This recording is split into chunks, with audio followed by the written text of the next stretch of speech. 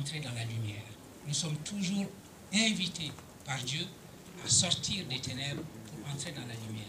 Comprendre que l'éducation est ce procès précisément d'une conduite hors des ténèbres pour entrer dans la lumière ou d'une conduite hors de la jahiliya pour entrer dans le processus de connaissance. Mais comprendre que ceci est un procès. On ne sort pas de la jahiliya une fois pour toutes, on n'arrête pas de sortir de la jahiliya. Nous sommes toujours en train d'être moins jahil et peut-être d'entrer dans un processus de connaissance. Nous sommes toujours en train de sortir des ténèbres pour entrer dans la lumière. Et c'est la signification d'une voie. Une voie est une voie toujours infinie. Les maîtres soufis ont dit que la voie c'était 12 étapes, ou c'était 7 vallées, etc. Ce sont toujours des manières de parler.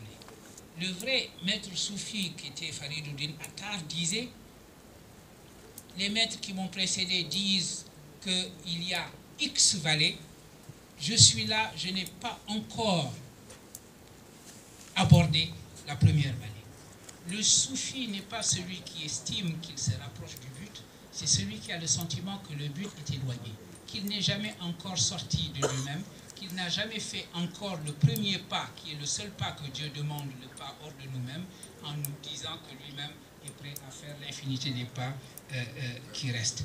Et si nous avons ce sentiment-là, nous nous sentons tous impliqués et investis de la mission d'éducation. Il me semble que la première recommandation que nous nous sommes faites, c'est celle-là.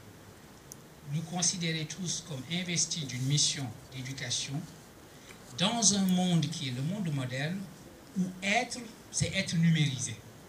Exister, aujourd'hui, c'est exister en 0 et 1. Qu'est-ce que cela veut dire? Ça veut dire que nous sommes invités à communiquer.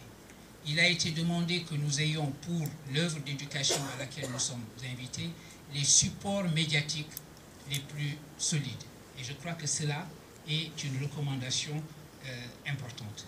Il faut que nous mettions les choses en œuvre pour être sûr qu'il s'agisse de websites, qu'il s'agisse de blogs, etc.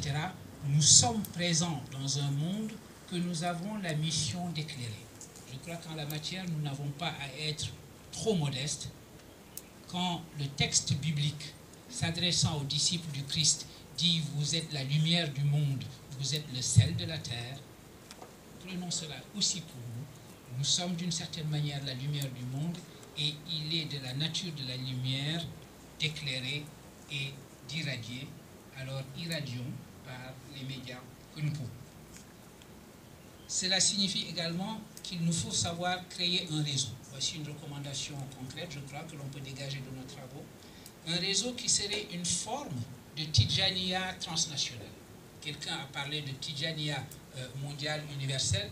Disons que la Tijaniya doit être transnationale, c'est-à-dire qu'aujourd'hui, quand nous avons les moyens technologiques au fond d'être en relation constante les uns avec les autres, il est bon que nous sachions mettre en œuvre des réseaux qui vont pouvoir donner une réalité à cette idée qui est la tienne, Cheikh Brahim, et qui est également la dernière recommandation que nous faisons.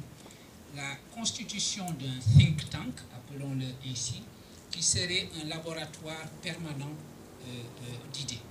Il me semble que si nous mettons en œuvre ces 3 recommandations-là, nous aurons finalement tiré le meilleur parti en termes concrets des échanges qui ont été ici les nôtres.